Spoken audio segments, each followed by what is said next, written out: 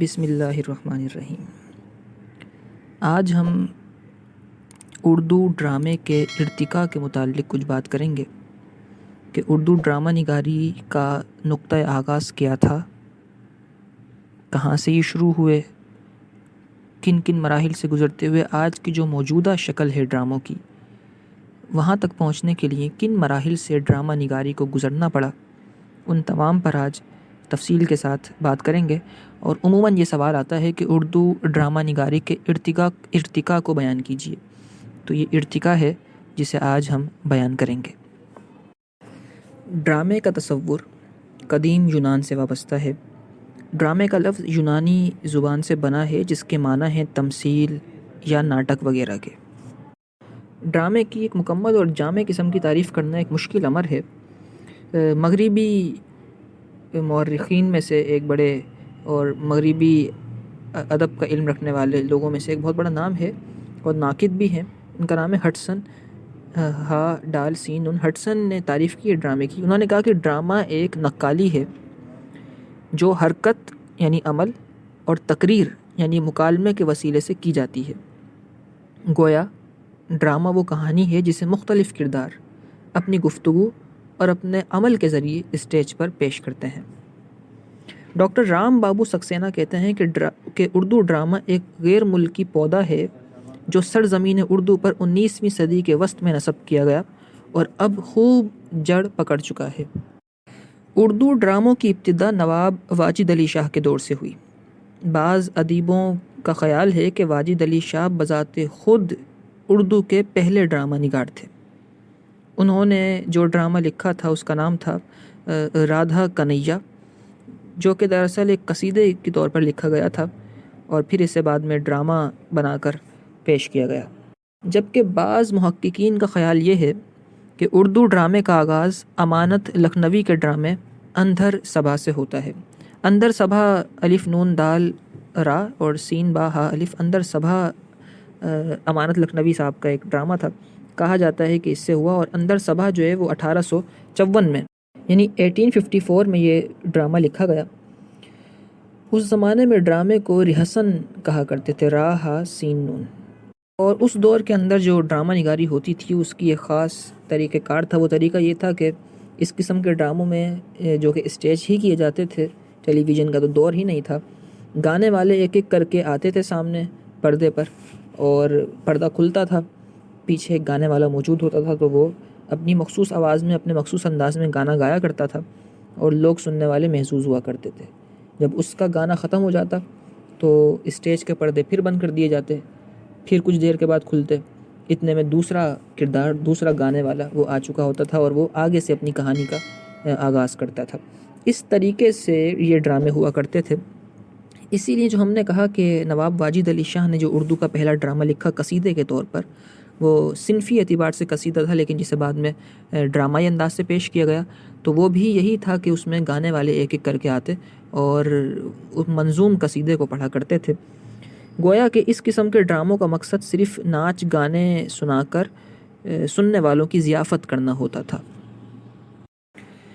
اندر صبا کے انداز پر متعدد ڈرامے لکھے گئے۔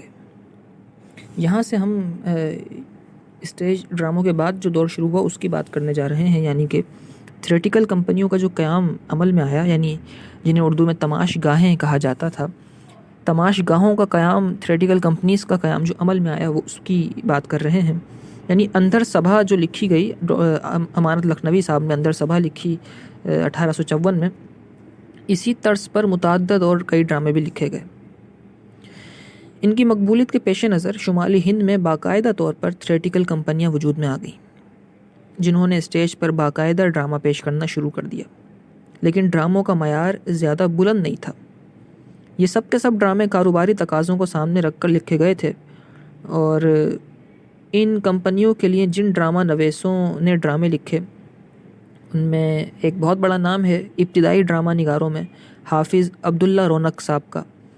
انہوں نے لکھے، ظریف نام کے ایک ڈرامہ نگار تھے، انہوں نے ڈرامے لکھے، مرزا نذیر بیگ نے ڈرامے لکھے۔ تو یہ لوگ جو ہیں وہ بہت ابتدا میں لکھنے والے تھے۔ اب ہم یہاں مختصراً ان لوگوں کے نام بھی ذکر کر دیں جنہوں نے تھیٹریکل کمپنیوں کے ساتھ رہ کر کام کیا اور اردو ڈرامے کو آگے پہنچایا۔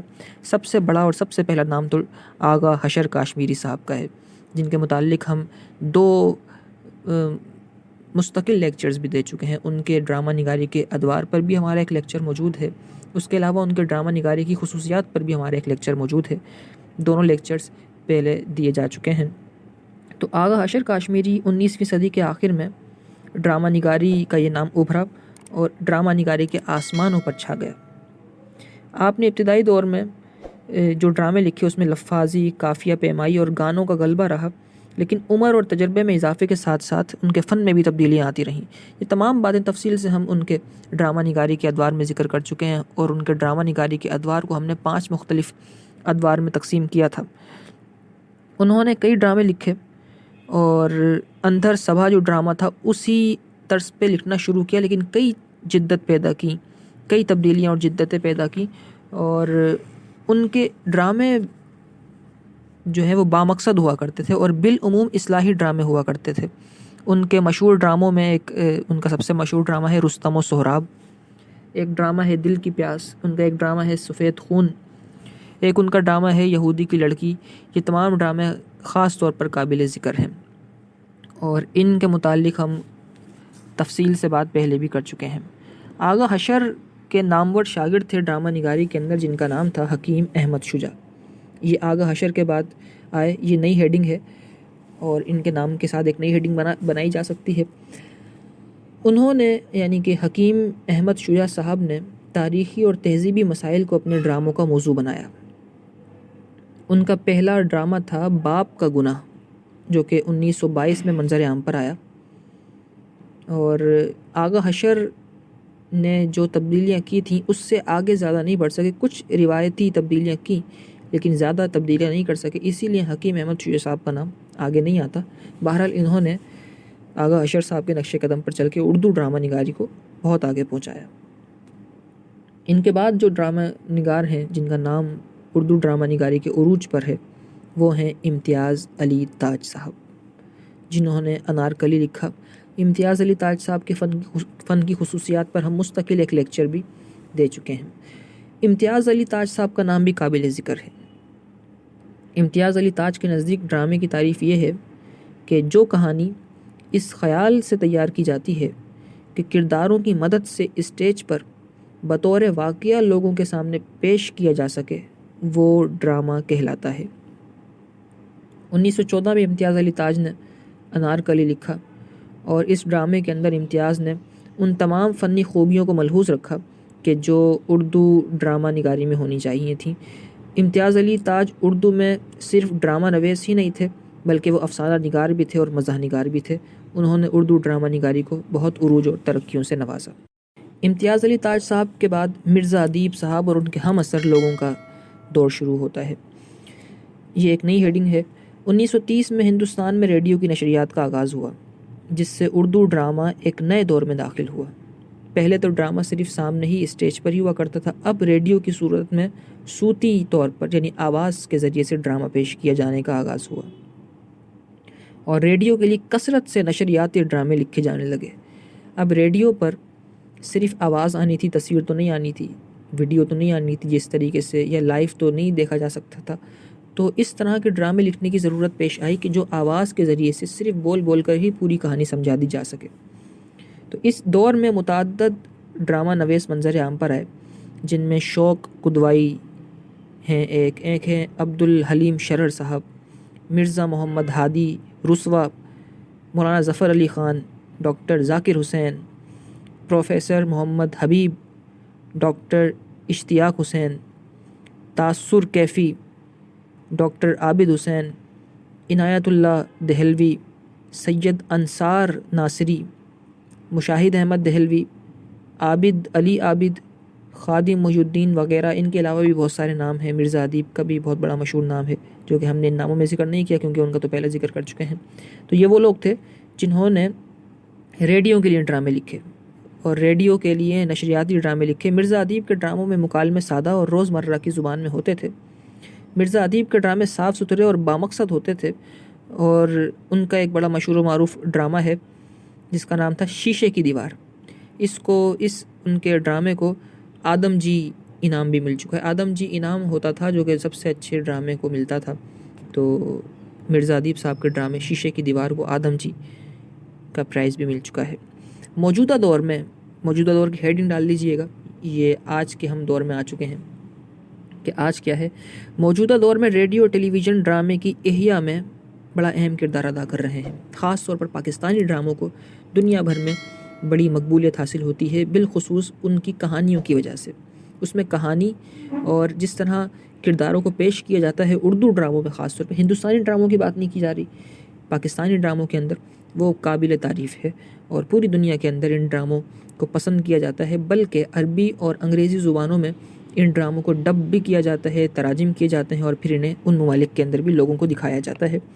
اس دور کے مشہور لکھنے والوں میں اشفاق احمد، بانو قدسیہ اور حمید کاشمیری، امجد اسلام امجد، حسینہ معین، راحت کاظمی، نسیم درانی، کمال احمد رضوی، مستنصر حسین تارڑ، فاطمہ ثریا بجیا، انور مقصود، منو بھائی، اور یہ سارے کے سارے لوگ بہت قابل طور پہ مشہور ہیں کہ جن لوگوں نے ڈرامے لکھے ہیں. اور اسٹیج ڈراموں میں اگر آج کے دور میں دیکھا جائے تو معین اختر اور عمر شریف، جو کہ مزاحیہ اسٹیج ڈرامہ کرنے کے بے تاج بادشاہ ہیں اور آج کے دور کے ہیں، ان کے نام قابل ذکر ہیں. اور اس دور میں بعض ڈرامہ نگاروں کا مقصد سماجی اور اصلاحی ڈرامے لکھنا بھی ہے، جبکہ بہت سارے لوگ تفریحی ڈرامے بھی لکھ رہے ہیں، جن میں ایک بہت بڑا نام ڈاکٹر یونس بٹ صاحب کا بھی ہے، جن کا ایک اسٹیج پر یا آپ سمجھیے کہ مختصر سا ڈرامہ ہوتا ہے جس کا نام ہے ہم سب امید سے ہیں. ڈاکٹر یونس بٹ صاحب اس کو لکھتے ہیں اور وہی اس کی پروڈکشن اور ڈائریکشن بھی کرتے ہیں. تفریحی ڈراموں میں ایک بہت بڑا کردار ہے. تو یہ ہے کہ آج کے دور میں ڈرامہ نگاری بہت زیادہ آگے بڑھ چکی ہے. اب اردو ڈرامے کا مستقبل کیا ہے؟ ڈاکٹر عبداللہ یوسف علی صاحب کہتے ہیں کہ اردو ڈرامہ اپنے اندر زوردار ترقی کے آثار پیدا کر چکا ہے. مطلب یہ ہے کہ اس کا روشن مستقبل ہے. ڈاکٹر رام بابو سکسینہ کہتے ہیں کہ اردو ڈرامہ اپنے لیے ایک روشن مستقبل رکھتا ہے. موجودہ دور میں مختصر ڈرامے زیادہ پسند کیے جا رہے ہیں. بے شمار ڈرامہ نویس منظر عام پر آ چکے ہیں. ڈراموں کے موضوعات گو ناگو ہیں. اس روشنی میں ہم یہ کہہ سکتے ہیں کہ اردو ڈرامے کا مستقبل روشن ہے. یہاں ہم یہ بات ایڈ کرتے چلیں کہ اردو ڈراموں کے اندر یا دنیا کی کسی بھی طرح کے ڈرامے ہوں، مختصر ڈراموں کو اس وقت پذیرائی مل رہی ہے. مراد یہ ہے کہ 20 سے 25 یا زیادہ سے زیادہ 30 سے 40 قسطوں کے درمیان ڈرامہ ہو اور اسے نشر کیا جائے تو اسے جتنی مقبولیت ملتی ہے وہ بہت قابل تعریف ہے. اور بہت طویل ڈرامے کئی سالوں تک چلتے رہیں جن کی کہانیوں میں ہی کچھ جان نہ ہو، ایسے ڈراموں کو مقبولیت کی نگاہ سے نہیں دیکھا جاتا. بہرحال اردو کا موجودہ ڈرامہ نگاری کا دور ہے وہ بھی بڑا اچھا ہے اور آگے آنے والا دور بھی بڑا روشن نظر آتا ہے. اسی کے ساتھ ساتھ اردو ڈرامہ نگاری کے متعلق، اردو ڈرامہ نگاری کے ارتقاء اور اس کے جو ادوار مختلف گزرے اس پر ہم نے بڑا ہی طویل اور سیر حاصل اور پرمغز قسم کا لیکچر ہم نے آج دیا ہے. اسے لکھیے، یاد کیجیے، سمجھیے اور لوگوں تک پہنچا دیجیے تاکہ لوگوں کو اردو ڈرامہ نگاری کے متعلق معلومات حاصل ہو سکیں. السلام علیکم ورحمۃ اللہ وبرکاتہ.